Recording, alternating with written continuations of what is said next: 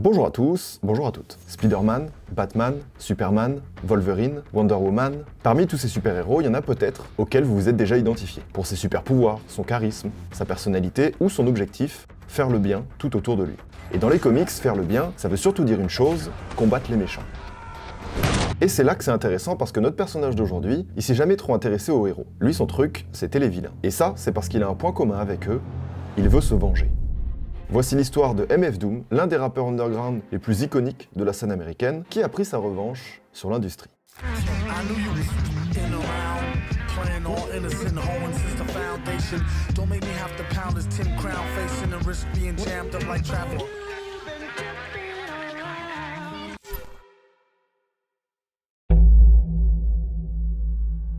Ce jeune garçon que vous voyez là, il s'appelle Daniel Doumilé.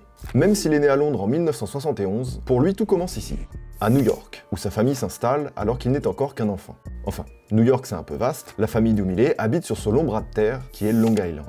Et notre petit Daniel, il est passionné de musique, il en écoute quotidiennement et il mixe depuis ses 8 ans.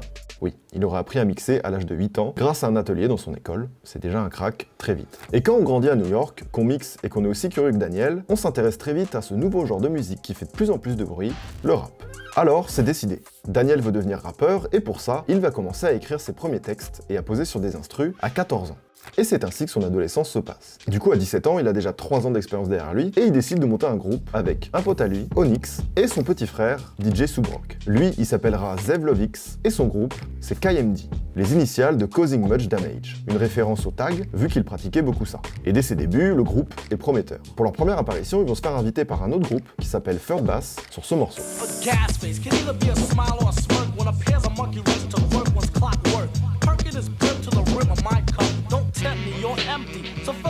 The Gasface, quand il sort, il marche bien, voire très bien. Encore aujourd'hui, il est considéré comme un classique de l'âge d'or du rap new-yorkais. Et ça attire l'attention d'une grosse maison de disques, Elektra Records. Et là, c'est magnifique. Daniel, il a 17 ans, il signe dans un label avec son meilleur pote et son petit frère. C'est le rêve absolu. En plus, au début des années 90, une maison de disques qui signe un groupe de rap, c'est pas la norme du tout. Le mouvement a encore du mal à se faire complètement reconnaître par les institutions. Du coup, le groupe est bien lancé, c'est-à-dire qu'ils ont un soutien financier et ils vont pouvoir passer une étape importante, celle du premier album. On est en 91 et le premier album de KMD sort, il s'appelle Mr. Hood.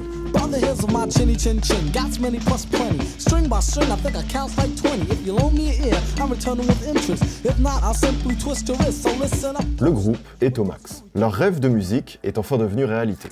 Il se fait de plus en plus connaître sur la scène new-yorkaise. Pour les 3 membres, tout se passe pour le mieux. Jusqu'à ce jour de 1993, où tout va basculer. Alors qu'il voulait traverser la voie rapide de Long Island, Subrock, l'un des membres du groupe, le petit frère de Daniel, se fait renverser par une voiture. Il meurt sur le coup. Évidemment, pour Daniel, la mort de son frère va être une épreuve très douloureuse. Ils étaient très proches tous les deux. Alors, en même temps qu'il gère son deuil du mieux qu'il peut, il va travailler sur le deuxième album du groupe, où le disque s'appelle Black Bastards. Et cet album, il va évidemment être marqué par cet événement tragique. Il est plus sombre, plus revendicateur, plus engagé, et aussi plus radical. Black Bastards se veut beaucoup moins léger que le premier album du groupe. Et il porte un message fort, celui de la lutte contre le racisme, contre la colonisation, et pour l'indépendance des peuples noirs. L'album sortira 1 an après la mort de Subrock, en 94. Mais voilà, le contenu de l'album et sa cover ne vont pas du tout plaire à la maison de disques. La maison de disques, elle voulait développer un groupe de jeunes sympas, qui font une musique détente et à la mode, et pas un groupe engagé qui prône l'antiracisme. Et n'oubliez pas une chose, on est dans les années 90, du coup, ils vont censurer l'album et il sortira pas. Et comme si c'était pas assez pour Daniel, Elektra Records vont décider de rompre le contrat du groupe. C'est terminé, les rappeurs là, allez, c'était une mauvaise idée. Pour Daniel, c'est la fin d'un rêve et le début de l'enfer. La musique, c'était la seule chose qui le permettait de tenir émotionnellement, mais aussi financièrement. Alors en 94, sa carrière s'est mise en pause, et lui, il va essayer de survivre comme il peut. Pendant 3 ans, Daniel va passer ses journées à arpenter les rues de Manhattan, à boire de l'alcool et à dormir sur des bancs. Tout ça en essayant de digérer la mort tragique de son petit frère. Malheureusement, il va jamais vraiment réussir à faire son deuil. Et cette situation précaire, elle fait grandir chez lui une vraie colère. À partir de cette période, Daniel n'aura plus qu'un objectif, se venger de l'industrie musicale qui a brisé tous ses rêves. On est à New York en 1997. Dans ce café de Manhattan, le Nuyorican Poets, plusieurs open mics sont fréquemment organisés. Alors, un open mic, c'est quoi? C'est tout simplement une scène ouverte où des rappeurs et des rappeuses sont invités à monter sur scène pour rapper devant un public. À l'époque, c'était l'un des meilleurs moyens de se faire remarquer sur les scènes rap locales. Et justement, depuis quelques semaines, il y a un rappeur qui se fait particulièrement marquer dans ses open mic, un rappeur qui se fait appeler MF Doom. Et ce rappeur en question ne se montre jamais sans son masque de métal. Oui, ce rappeur, c'est Daniel, et il a décidé de revenir.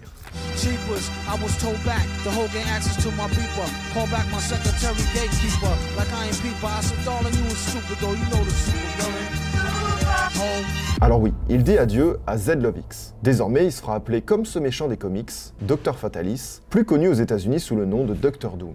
Dr. Doom, c'est ce super vilain, qui porte une armure de métal et qui a un but en tête, se venger de ceux qui l'ont trahi, les 4 Fantastiques. Et Daniel, toute cette esthétique des comics, des super-héros, etc., ça lui parle. Désormais, il incarne MF Doom, ce personnage inspiré des super-vilains.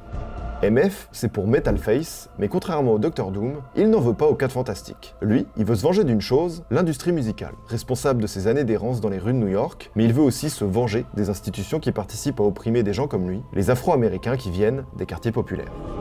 MF Doom, c'est finalement un personnage qui incarne dans sa musique ce qu'il dénonçait quelques années plus tôt avec son album Black Bastard, l'album censuré de KMD. D'ailleurs, cet album, il commence peu à peu à refaire parler de lui. En 98, Black Bastard est enfin publié chez un label indépendant et fait revenir la voix de Daniel sur la scène new-yorkaise. Pour lui, c'est le moment. On est à la fin des années 90 et MF Doom va mettre son plan de vengeance à exécution. Fondle M Records, c'est un petit label indépendant new-yorkais. C'est eux qui ont décidé de publier l'album Black Bastards en 98. Et c'est à peu près le seul label qui croit à l'époque en MF Doom. Et ça tombe bien parce que de son côté, MF Doom, lui aussi leur fait confiance. La suite logique, c'est que c'est chez eux que le rappeur va publier son premier album qui va marquer le rap américain underground de la fin des années 90. Opération Doomsday.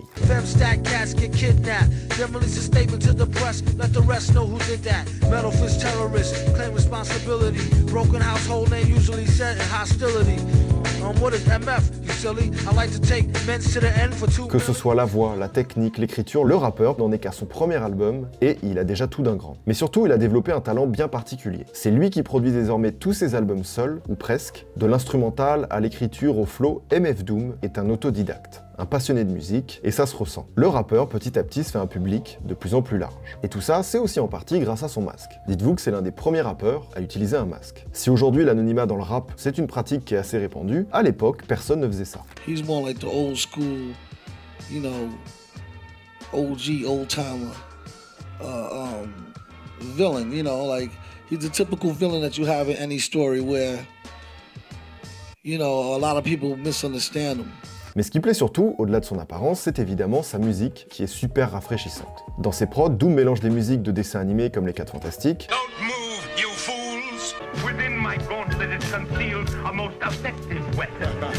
avec des samples de la chanteuse Shadé,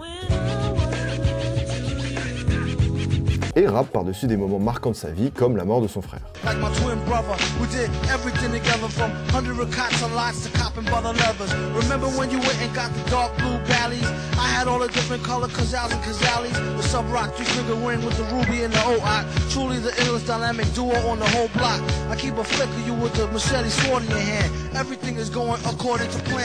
Tout ça avec une voix un peu feutrée, comme si c'était mal mixé, et c'est le cas. À l'époque, Doom, il a toujours pas trop de sous, son label non plus, alors il aurait enregistré tout ce projet dans sa chambre, avec un micro, une boîte à rythme et un ordi. Et à l'époque, pour remettre du contexte, enregistrer dans sa chambre, c'est vraiment pas courant. Alors ce son un peu lo-fi, ces prods légères, ça va devenir sa marque de fabrique. Et ça va lui permettre de se faire remarquer sur la scène rap new-yorkaise. Sauf que, bon vous avez vu le titre, MF Doom c'est un rappeur qui a la poisse. Après avoir enfin connu son premier succès avec son album solo Opération Doomsday, le label Fondle M Records avec qui il travaillait n'a vraiment plus une thune. Ils sont obligés de fermer en 2001 et donc ils arrêtent de distribuer les CD du rappeur.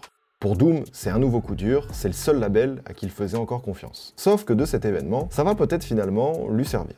Depuis sa sortie en 99, l'album, il a eu le temps de beaucoup faire parler de lui dans les milieux rap underground. Et sa subite disparition 2 ans plus tard, eh bien ça a pas mal frustré les gens. À tel point que ceux qui avaient entendu le nom de MF Doom en parlaient beaucoup autour d'eux. Les gens voulaient écouter cet album mystérieux, souvent considéré comme l'un des meilleurs de son époque. Sauf qu'à l'époque, il y a un outil qui se développe de plus en plus, Internet. Sur des forums, blogs et messageries qui sont encore à leur début, les gens se partagent ce mystérieux album. Super rare et super convoité. Finalement, le projet ne restera pas longtemps indisponible et sera réédité à partir de 2001. Mais le nom de MF Doom est déjà sur toutes les lèvres. Notre petit Daniel est promis à une belle carrière, les labels s'intéressent à lui. Bref, sa revanche sur l'industrie musicale est en très bonne voie.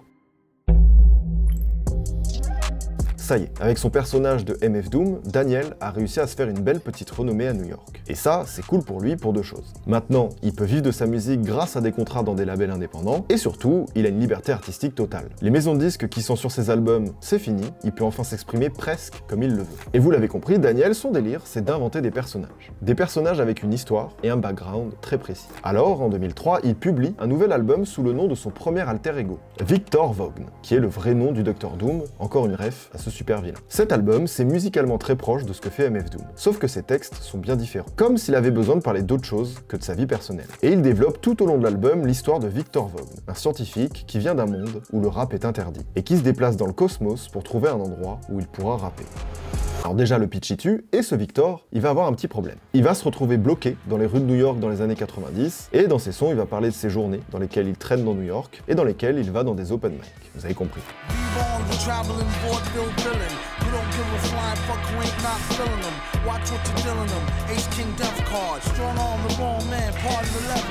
Vous avez remarqué, ces textes, ça ressemble beaucoup à sa vie quand il traînait dans Manhattan. Mais justement, c'est ça la recette de ce rappeur. Mélanger un peu de ses propres histoires vécues à celles de personnages complètement inventés. C'est à l'époque du jamais vu dans le rap, et ça plaît beaucoup. Même quand il se met dans la peau d'un lézard géant. Now, what physical form would Ghidra take then? Is he human, or is he human-like, or is he something else? You know, Ghidra's straight reptilian. Like, he would be like a 300-foot, three-headed dragon, golden, like, you know. La même année, MF Doom sortira le projet Take Me to Your Leader sous le nom de King Ghidorah, un autre alter ego inspiré de ce monstre de la série japonaise Godzilla. Et oui, c'est un lézard doré de 90 mètres de haut. Ah oui, entre-temps, bon, Doom a grandi, il a aussi découvert la weed, et ça lui donne un peu d'inspi. Entre 2001 et 2005, il publiera chez plusieurs labels indépendants 10 projets instrumentaux sous un autre nom, Metal Fingers, un mec en armure qui fait des prods et qui fume des joints. Bon, vous avez remarqué, avec tous les projets qu'il sort en très peu de temps, on peut dire que le mec est productif. Et tous ces personnages, ses fans, bah ça les régale. Imagine, tu tombes sur un rappeur que tu kiffes. Tu vois qu'il a déjà pas mal d'albums, et tu découvres petit à petit qu'il a plein d'autres noms, sous lesquels il a sorti plein d'autres albums. C'est trop stylé, et à l'époque, rendez-vous compte de l'avant-gardisme du mec. Ça va lui permettre de se différencier et de devenir petit à petit l'un des rappeurs les plus créatifs de son époque. Mais tout ça, c'était avant d'entrer dans la culture pour de bon, en devenant le rappeur préféré de ton rappeur préféré. Peace. Heard a lot about all y'all niggas. Hell yeah.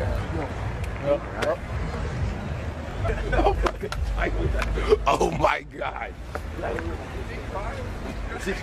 Crying? As luck would have it, one of America's two most powerful villains of the next decade. Cet album, c'est un classique absolu du rap américain. Peut-être que vous ne le connaissez pas, mais vos rappeurs préférés, ils le connaissent, et ils le connaissent très bien. Keep your glory gold and glitter. For half of his niggas to take him out the picture. The other half is rich and it don't mean shit to. Villain, a mixture between both with a twist of liquor, chasing with more beer. Tasting like truth for dear. When he at the mic, it's like the place get like, oh yeah. C'est un album commun sorti en 2004, né de la rencontre entre MF Doom et le producteur Madlib. Et à l'époque, si MF Doom est en train de devenir un nom respecté, Madlib, lui, c'était autre chose. Il était déjà bien en place. Il a déjà placé un de ses albums dans le Billboard Jazz, et il venait de faire un album en commun avec GDA, une des figures les plus respectées du rap américain. Alors quand les deux ils se rencontrent, eh ben ils s'entendent plutôt bien, voire très bien. Et ça vient pas de nulle part, c'est juste que les mecs étaient dans le même délire. Par exemple, Madlib, il kiffe aussi les alter ego. Il rappe sous le nom de Quasimoto, et il joue du jazz sous son vrai nom, Otis Jackson Jr. En gros, ils étaient faits pour s'entendre. Et donc du coup, naturellement, ils vont se mettre à travailler ensemble sur un même projet. Ils vont passer beaucoup de temps en studio, etc. La connexion est ultra fluide. Ils ont tous les deux une manière spontanée de travailler. Donc ils passent pas mal de temps à manger des repas thaï, à fumer de la weed, et même à prendre des champis. Et ça va leur donner envie de développer une musique unique. À mi-chemin entre des batteries organiques, des samples trouvés par Madlib chez des vieux disquaires brésiliens, et des couplets d'un MF Doom plus en forme que jamais.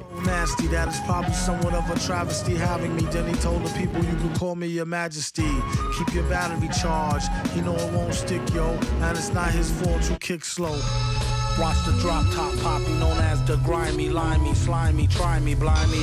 Simply smashing in a fashion that's timely. Mad villain dashing in a beat rhyme crime spree. Cet album, il a tout pour être celui de la consécration. Après toutes ces années à galérer, MF Doom, il espère enfin proposer un album qui va bien se vendre, et marquer l'histoire du rap. Alors les deux artistes commencent peu à peu à teaser leur album, ils font monter l'attente chez leur public. Sauf que vous l'avez peut-être oublié, mais MF Doom, c'est un rappeur maudit. Quelques mois avant sa sortie, le projet va malheureusement fuiter.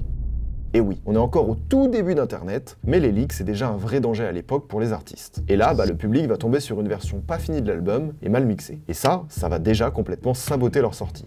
Quand le projet sort enfin en mars 2004, il atteint la 179e place du Billboard 200, ce qui est pas incroyable du tout, et le pire c'est que cet album, ça sera son plus grand succès.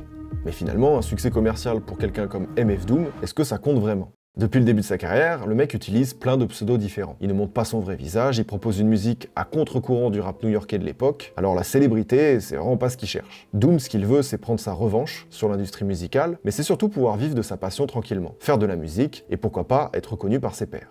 Eh bien vous savez quoi, cet album, ce sera celui de la reconnaissance. À sa sortie, les médias et les critiques sont unanimes. C'est un très grand projet de rap, et c'est peut-être l'un des plus marquants du début des années 2000. Alors son succès, c'est pas celui des villas, des voitures de sport, de la fame, non, c'est un succès d'estime. Et Doom, c'est tout ce qu'il voulait. À partir de cet album, MF Doom deviendra l'un des plus gros noms du rap américain underground. En 2005, il est par exemple invité sur November Has Come, un morceau issu du deuxième album du groupe Gorillaz, qui va, lui, très bien marcher. Premier en France, en Angleterre, 6e aux États-Unis, l'album est un carton et donne un bon coup de pouce à la carrière de MF Doom. Can you dig it like a spigot? My guess is yes you can, like can I kick it wicked? Lick a shot if you happy and you know it as you clap your hands to the thick snot of a poet flowing. À partir de là, le rappeur / producteur va continuer sur sa lancée. Il sort en moyenne 1 ou 2 albums par an sous ses différents pseudos et continue de vivre de sa musique qui régale des fans de plus en plus nombreux. Sa carrière va se marquer par de nombreuses autres collaborations, d'autres albums solo marquants et de nombreuses scènes à travers les 4 coins de la planète. Guards, hey, what's your game? State your intent. My patience wears thin. Then I notice a faint resemblance in the face and skin. Could this be fate or destiny? The rest is empty with no brain. The governor, the best MC with no chain you ever heard. From the top of the key for 3 villains. Been on in the game as long as he can Willie swing. Turn the corner, spinning, bust that ass and get up. Mais cette histoire va subitement s'arrêter en 2020. And he was born in the UK, but raised on Long Island. Tonight, the music world mourning the loss of legendary rapper MF Doom. Le 31 octobre, sa femme va annoncer la mort subite du rappeur sur ses réseaux sociaux. Il avait 49 ans. C'est un vrai choc pour le monde du rap qui a perdu un des artistes les plus prolifiques et intéressants de son histoire. Si les causes de sa mort sont longtemps restées secrètes, sa femme a récemment révélé qu'il serait mort de difficultés respiratoires liées à la prise d'un médicament contre l'hypertension. À l'annonce de sa mort, début 2021, de nombreux rappeurs lui ont rendu hommage. Des gens comme Tyler the Creator, Kanye West, Playboi Carti ou encore Alpha One.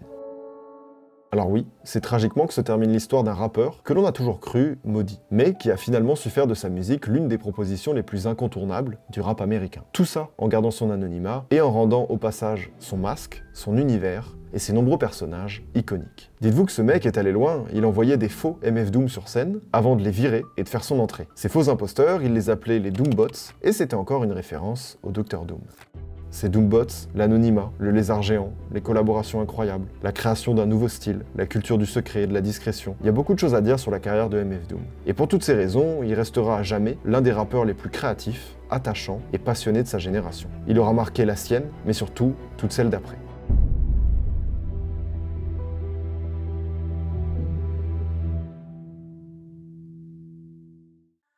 Je vous invite à vous intéresser à l'œuvre de ce mec, j'espère que cette vidéo vous servira de base pour titiller votre curiosité et d'aller creuser plus loin. N'oubliez pas, surtout pour ce calendrier de l'Avent, on a taffé ça de manière très particulière, qui change de mes habitudes. Ça peut parfois être vu un peu sensationnaliste, même si on évite trop de le faire et que le mot je le trouve ultra négatif. Mais toutes ces vidéos-là, c'est pour rendre ces choses un poil plus accessibles et de vulgariser à fond des trucs que les gens n'iraient pas chercher d'eux-mêmes. Mais bon, je vous invite quand même à la fin à essayer de creuser un petit peu plus de votre côté, rien que pour vous et pour la culture, parce que c'est vraiment chouette. Pensez à vous abonner, à laisser un petit com, un petit j'aime, ce que vous voulez, et surtout, bonne écoute à tous. À bientôt. Aïe.